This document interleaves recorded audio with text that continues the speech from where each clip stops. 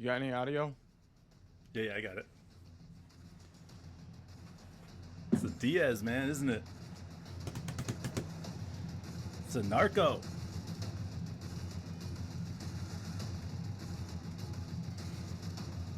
Dude, and Met Stadium going crazy right now on this song, bro. They're just bouncing off their chairs. I know, dude. No I one was can like, contain themselves. we gotta get ready, bro. This is our new pump yeah. up music, dude.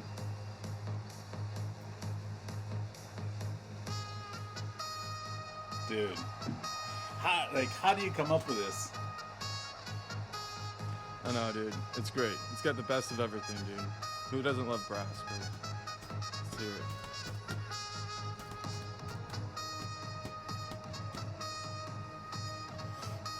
All right, man. So The jacked, Last man. Storm, Apple Podcasts, YouTube, Spotify Podcasts. We're pumped. Yeah, that's right. We're on video. We got new hype Under music. Goons.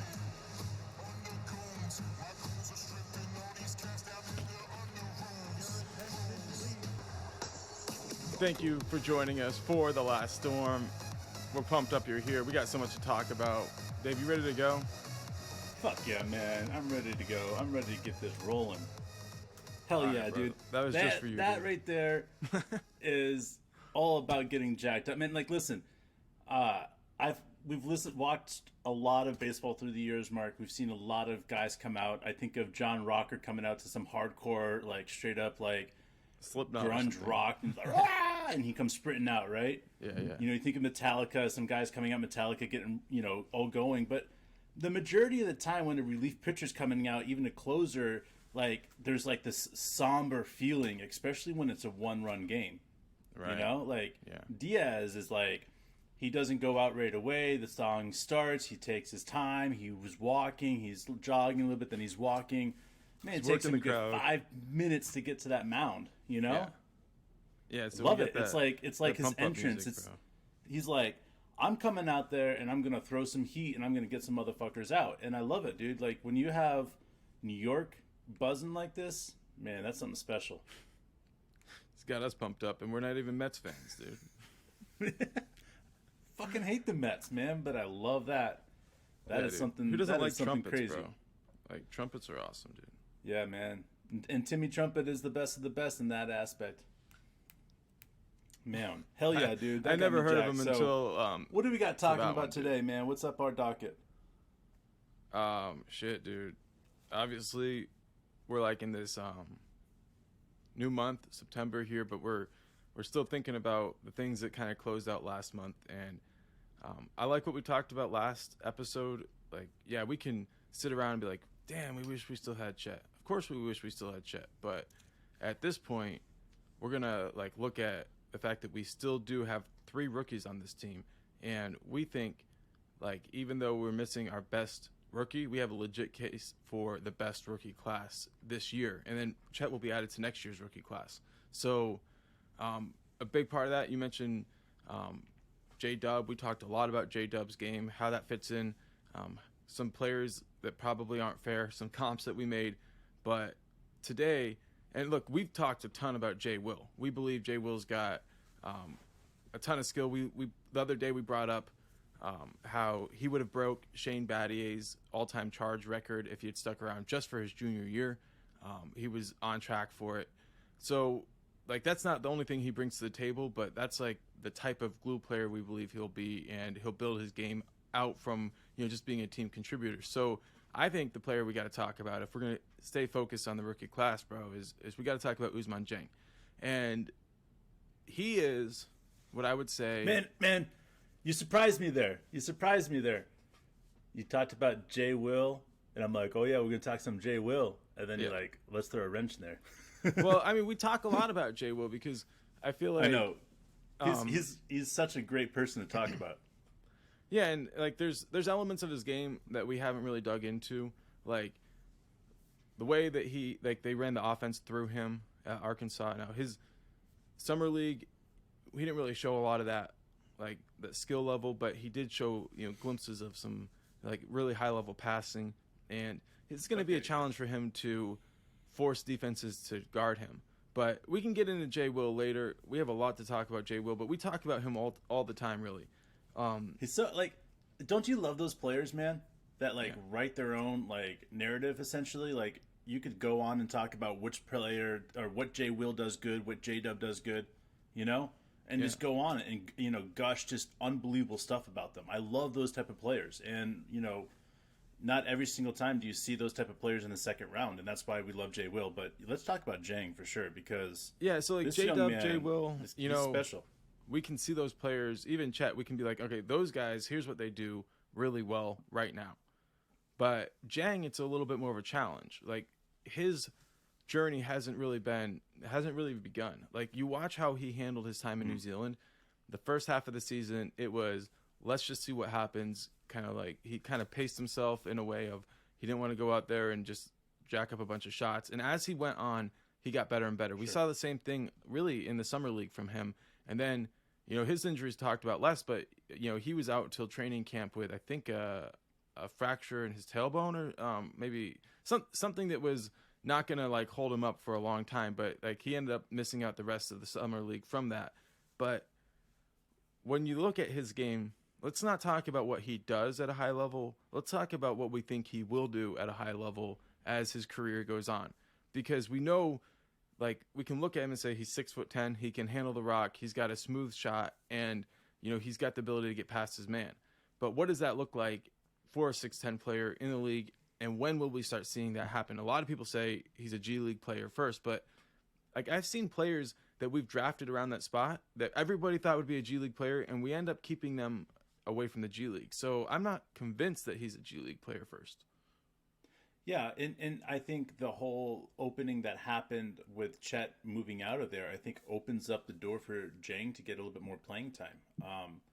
Maybe not significantly more playing time, but maybe more playing time in the beginning of the year. Look, we give rookies extra playing time recently with Coach Degnault. We give it to him early, right? Like whereas the other coaches would wait and give it to him. So I don't know. It's why they do that though is because the G League doesn't start yet. Okay, so they're kind of like preparing them so they know what to go work on. His first year, he mentioned it. I don't know what interview it was, but he talked about why he was using his rookies a little bit more at usage at that point early in the season. He's like, well, it's a good understanding of where they're at and if they need G League time or whatever. So that's why I'm all for like getting him playing time in the beginning, because it gives him an opportunity to, hey, I can do this, and then maybe he doesn't need G League. But is it a negative in today's NBA for a player to go to the G League if he's not ready for the NBA right now? I don't think so. Right. And that's why I keep going back in my mind. Like, remember when we were watching, I don't know who was talking, Mark, but they were talking about Poku and going back down to the G League. It could have been one of the podcasts that we dislike that was talking about, oh, Poku went down to the G League, he's gonna never be able to come back because that's like the biggest type of insult. Right. What's that? Like it was a demotion that would be like hurt his career. Yeah, and we emphatically said that is not the case. That this is no longer like you're getting thrown out to the B team. Like this is not like that is. Like you're not on a lonely island out there. And I think that's the case of what's happening now is that when players are coming in, I'm sure Sam Presti and Coach D and some of these other guys are like, hey, listen, we're going to evaluate your game. We're going to see where it's at. Like we'll see how it goes. Like I wouldn't like if there was an opportunity for Chet to come back, right? Yeah. For him to go straight to the NBA at this point after he got injured, I wouldn't be necessarily a fan of it, but I would be a fan of him playing 4, 5, 6 games in the G League, slowly getting up to the pace, and then switching over to the NBA. Like, that's how I feel like the G League should be used. I mean, look at the minor leagues, man, in baseball. Yeah. Right? Like a player gets injured, right? They don't go straight back into the majors. I mean, very rarely, unless it's like a 10-day IL, like injured list. Like, you're on the IL for 10 days. Okay, now you come back and you're good. But if you're on an extended injury list, like you're going down to the minors before you come back and try to play against full speed and full pitching and all this other stuff. So why is that any different than how our G League should be run? And I think that's the same way Sam Presti envisions it as well. And we've talked about the history of the minors in prior podcast, in the history of the minors in baseball, because we feel like this is where the NBA is going. So when or it should we say go, right? Dieng is going to, yeah, it should go. So when we say Dieng's going to end up getting playing time in the G League, this is not a negative on him. This is just he needs minutes. Let's just say he's going out there averaging 10 minutes a game, right? In the NBA. That's not enough for him. It's just not. Yeah. Like, he needs to be averaging 15 to 20 minutes a game. The great thing about the G League and our G League system is that it's in Oklahoma City in the Paycom Center. Right. So, like, players can play both and be good. Yeah. And we have spaces to do that. And I think this is what needs to happen, is that when players are first drafted, unless you're a phenomenal athlete like a Shea or Dort or a Chet, you need to go down, earn your stripes, and then come up. You know, like, how many times have we been in the locker room as underclassmen, and like, freshmen don't fucking speak, don't fucking talk. You know, like, freshmen get the bags, freshmen get this, right? Yeah. Imagine if the freshmen, though, were in the G League in the beginning, and it was the way that things happened. Like, you start off in the G League, you start getting to how much would that advance players' position? How much would it help them? I think Kinda like in baseball, great. where I think it would nobody be comes in tremendous as a for every rookie. single player. Right? Like, everybody Exactly. takes it, Like, the time, a few years in the minors. yeah. Like, why can't we, as a NBA team, right? And this is something that it's going to take time. I don't know if it'll ever change, but why can't we as an NBA team say we're willing to take our first round draft pick for a 16 or 17-year-old, and we put him in our G League for all those years. We do what the minors does, essentially. Yeah. We give them that option. We give their families that option. We're going to pay you $1 million a year, for the next 3 years of your life, to see if we can get you ready for the NBA. A minor league system. Right, and that, like, going back to Dieng, I feel like he's a player that could fit into an environment like that where, a couple years, no pressure. But at the same time, I do think that there's going to be a challenge for Coach Daignault to get him in the game early. Like, we saw Poku play a lot of minutes early before he was really ready. And then he went down to the G League whenever it was in the bubble. Dude, Dieng's better than Poku at this point, though, his career. You think so? I not only do I you think he was so, a higher level than NBL, so it gave him or you think he's just more skilled, or what? The way that his game is fluid, right? The way that his game just flows off of everything, like, it's how you see Kevin Durant handle the ball, Steph Curry, like, these guys that understand so much about the game and how it's rotating and moving around, Yeah. And when he's dribbling down the ball and I'm watching film on him, and again, this is snippets, and I've only watched like 4 games of his, right? And that's the only, I might be able to pull a 5th game out if I keep on searching out there, but it's hard to find the games that he played significant amount of time in. And what I see with him is when his head is up, right? He's observing. He's seeing everything.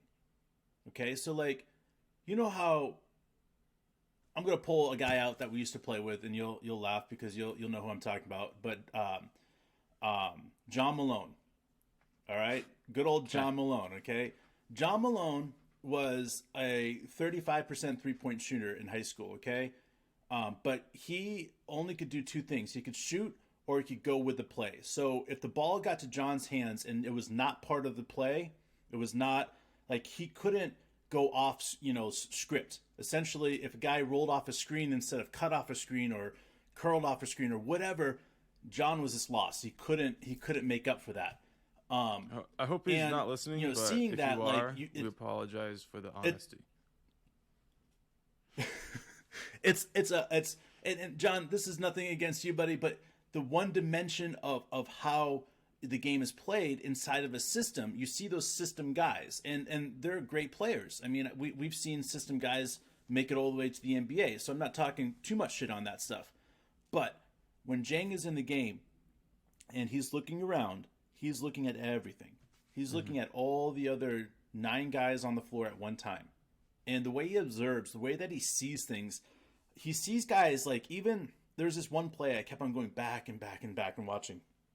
I was seeing if it was a mistake because it looked so awkward. All right, I'll give you the play. I don't know the team names or anything else like that, but Jang got the ball towards the top of the key, and he looks down, and his defender looks a certain way because he thought a screen was coming. Again, right? Anytime that you can do these type of things and make your opponent like react, right? Mm-hmm.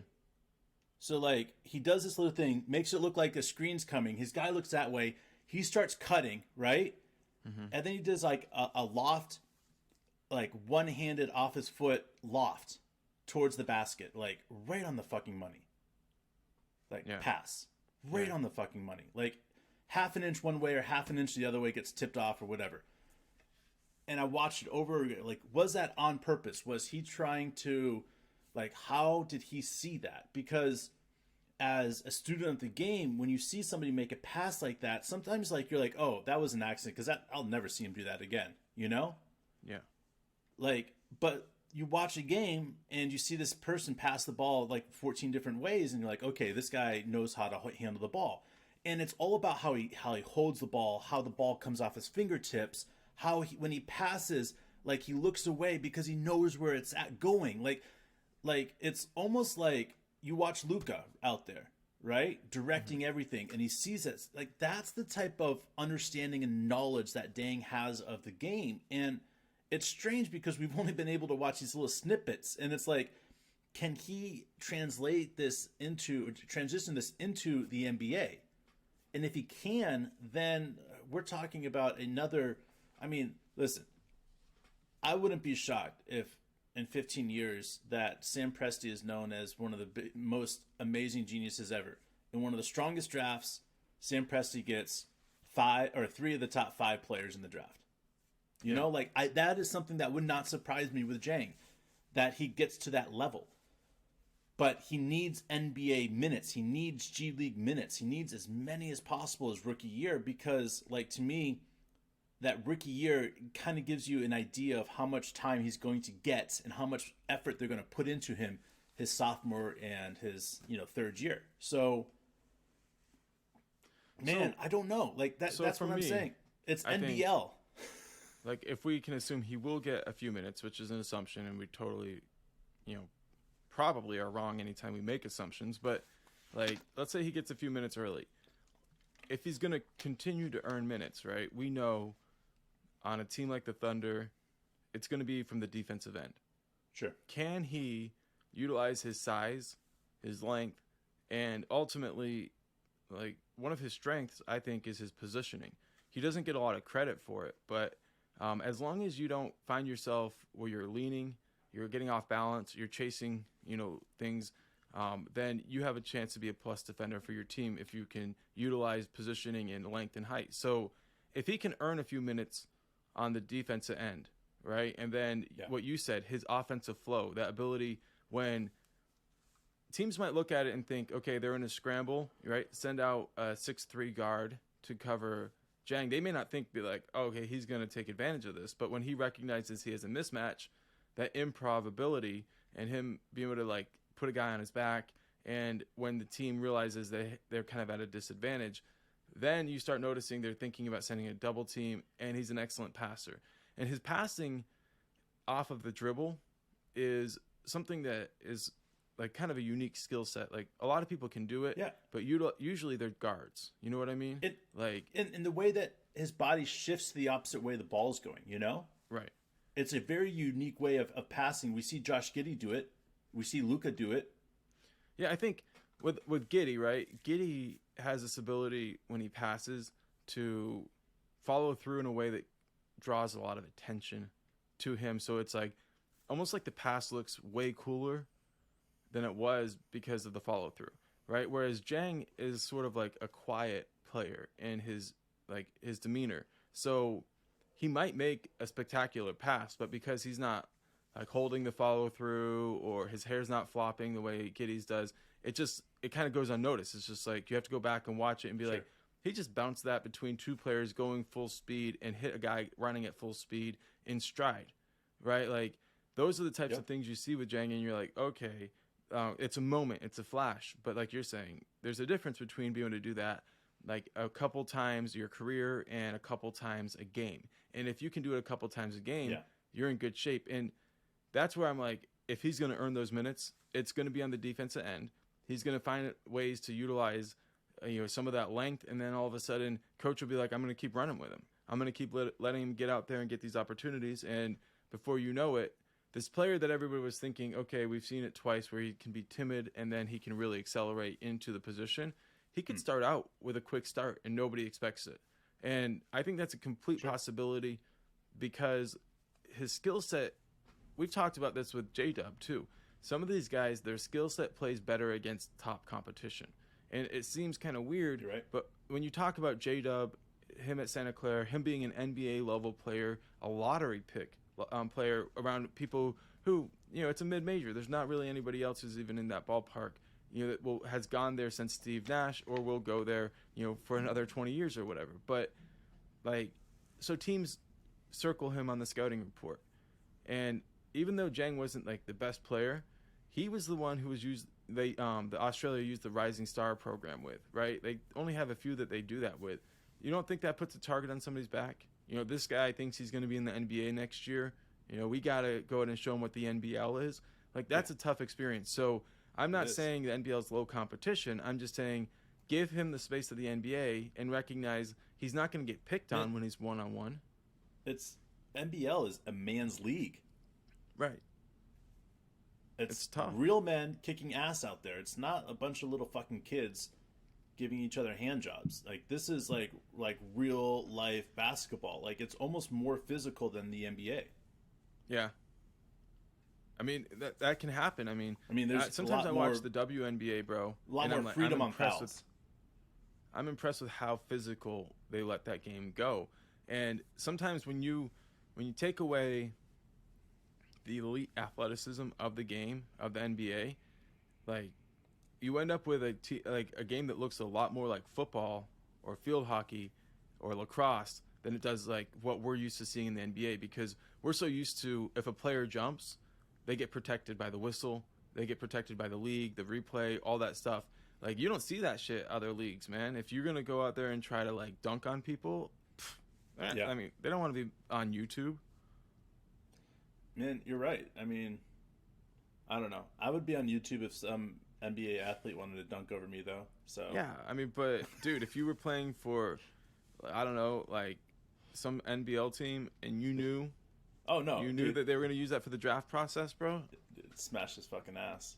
Oh, dude, you punch him in the nuts, dude. He like teabag your hey, listen, face, if dude. they're gonna have my face on that draft board, then yeah, I'm gonna make him look like he's in a lot of pain through that process. Yeah, dude. That's it's that Alonzo Mourning type mentality. Giddey's moment, dude. His we saw all with the pre-draft. It was him going up for a dunk, two-hand misses, face plants. Yep. Right? Like, that's what the NBL wants from you. They don't want to be the guy that gets dunked on. Man, you're right though. But like, again, like, you look at all the players that have gone through the NBL. You look at all the players that have consistently played in that league throughout their careers, and it's like, okay, like, that's a full-grown man league. Like those are the players that are Division I players that can't play in the NBA, but don't want to play full-time Europe, or. So for Dieng, dude, let me ask you, what do you think his number one thing? Because personally, I'm thinking it's probably something to do with aggression and demeanor. Like, he needs to learn to be assertive. But what do you think he needs to learn, or he needs to step up on, if he's going to be, he's going to make it stick this first time around? That's a really good question, and that's one question that I would love to ask him to get his viewpoint on. But if just watching his game and observing what he's able to do, I would say this is that his first step is really good. It is. It's not lightning quick, but he knows how to use it when the player's off balance. That's the thing. At a 6'10", 190-pound, player, it needs to be quicker. I want to see if, and I'm sure. Listen, I'm sure I'm not the only one saying this into the locker room, saying, like I said about JWill, he should lose some weight, not picking on him because I got the biggest titties of all, but like he needs to lose some weight getting in NBA shape. Like he doesn't need to lose weight to eat salad. He needs to eat, lose weight getting in shape for the NBA. Like same thing with Jang. Like he needs to see that step be half a second quicker, or even a quarter second quicker. Like that's it. And you say, oh, that's barely anything, but that's everything in the NBA. Yeah. That half a second improvement, quarter second improvement on a footwork is fucking everything. Like that's the difference between dunking on motherfuckers and getting the ball stolen from you because you can't get around your guys. So like that's what I need to see from him, because if he can have that change, then all of a sudden we're looking at like Brandon Ingram 2.0, long, skinny, lanky guys that find success scoring 20 plus points a game in the NBA. One thing about his build is like he's already bigger than KD or Ingram. I think in like his core strength, I think he can end up. I mean, they might be stronger than him, but his core build, I feel like he'll end up a lot more, a lot heavier without risking injury. Yeah, man. I agree. I mean, like here's the thing. Risking injury is a whole new meaning to me now. Yeah. Fuck you, Chet. Don't get injured on us anymore. No, sorry, Chet. No, seriously, don't fuck you. But on all due respect here, at this point, like I don't like when it comes to injuries now. With Shea's injury a couple years ago, Baisley's injuries. We could go down the list of injuries that we've had. Like to me, the NBA season is 82 games, right? Mm-hmm. Yeah. And being there like that, in order for a player to consistently play in the NBA, he has to, throughout the entire timeline of the 82 game season, he has to play something like 74 games a season. Yeah. And he'll stay healthy for his entire career. Okay? Yeah. How do you do that playing 82 games without having guys miss? Yeah, dude, for real. No, I'll tell you. Limit their fucking minutes. Yeah. Especially how do you young, do that? Right? Is by players like Jang. Yeah. Players like Jang create such a mismatch for everybody around. He's 6'10", like you said. He's 190, but he has that body frame that he can build weight on there. How do you guard somebody like that? Do you stick a smaller physical person on him? Probably not. Right. So who can guard him? Well, let's just talk about that. Kevin Durant, Brandon Ingram, Brant, Siakam. You guys are starting to see what I'm saying, right? Like a very high echelon of players out there that have a very unique skill and unique skill set. So having a player like that makes you very, very unique. And that's why I keep going back to is like, yes,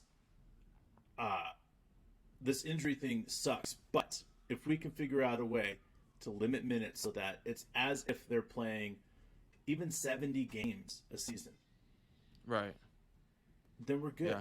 Like these guys, we're going to see them play for 10, 12 years with minimal injuries. Yeah. Now, on the flip side, like you're going to get to that point where you're going to have to pay all these guys. Yeah. And you're just not going to be able to afford it. So looking at it, like Jang, he's one of those guys you get because he's going to take a couple years to, even 3 years to fully develop.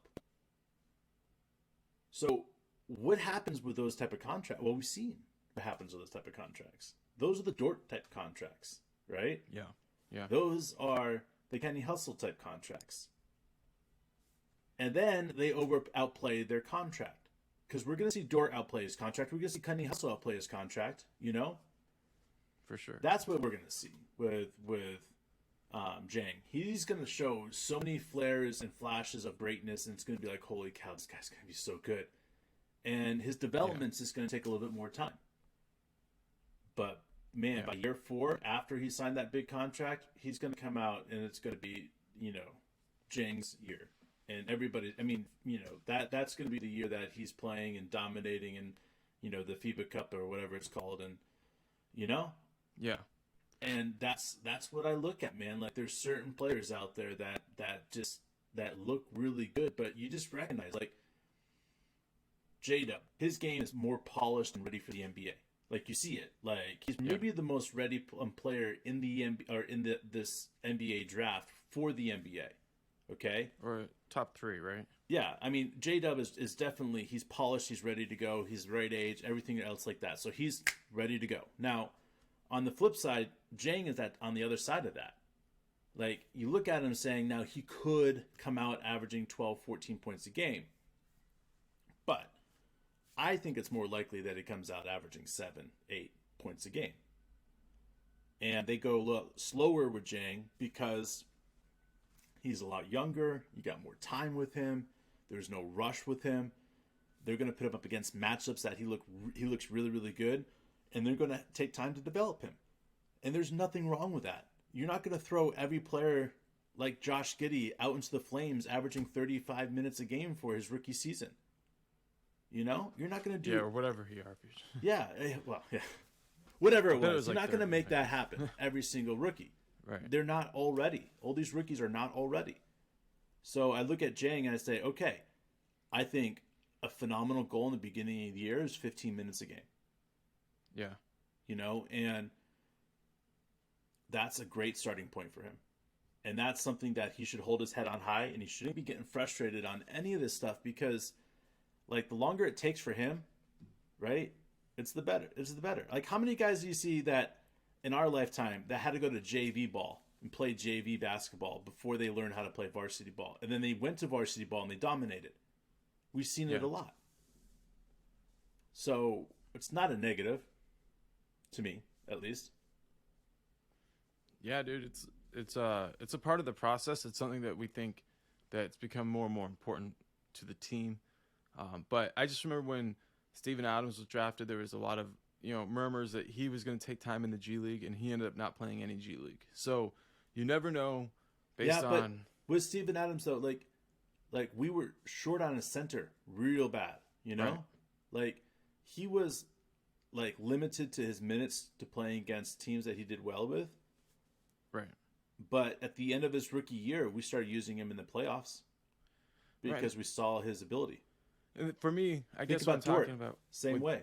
Yeah, with Jang though is like I think that while everybody assumes his G League option is going to happen, like if he steps up and finds a way to make an impact, he could skip it and find a way like to increase his minutes as the season goes on and find himself in a similar spot. People don't see that right now at all. And like odds are it'll be a lot of G League, but there is a route for him. And to me, it comes down to the defensive end. And then we've seen that the offensive talent, he's not going to get picked on. People aren't just going to come take the ball from him. So if he can be a positive and keep the ball moving from side to side and attack when he has the advantages. But we've talked about that. And that's what we believe like Jang brings to the table. But we're getting ready to go into the weekend, bro. And we've got, you've got a lot. You're busy, but bro, I'm busy. We got shit going on. So let's just talk a little bit like no news is good news, right? Quiet weekend, a good thing, right? Yeah, I mean, at this point, I hope that we don't have any guys playing in the pro-ams at all. Yeah, right. So, I mean, I hope it's a quiet weekend. I hope these guys are hustling out there, which I know they are. So, yeah, I mean, as long as we don't hear any bad news, I think everything is good. So, all right, bro. Well, right before we go, unless you got something else to add, bro, let's listen to our pump up music one more time. Oh yeah. But wait before we do that, guys. All right. We've changed things a lot. So if you're just listening in and tuning in, we've got a YouTube channel.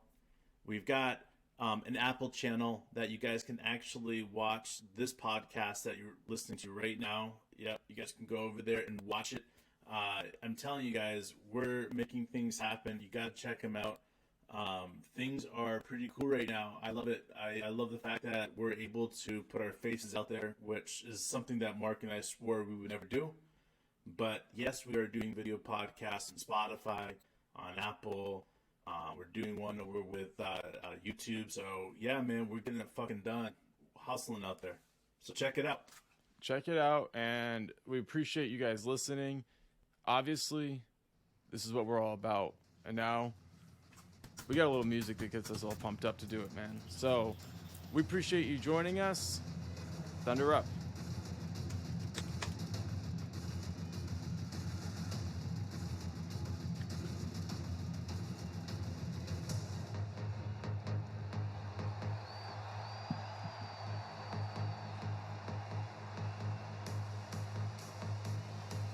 Yeah. Fucking go moment, baby.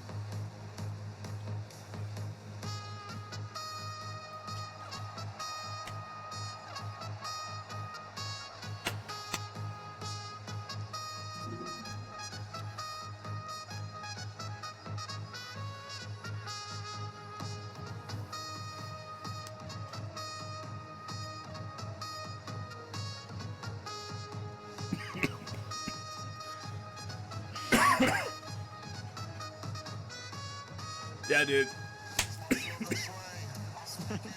that's the shit, bro.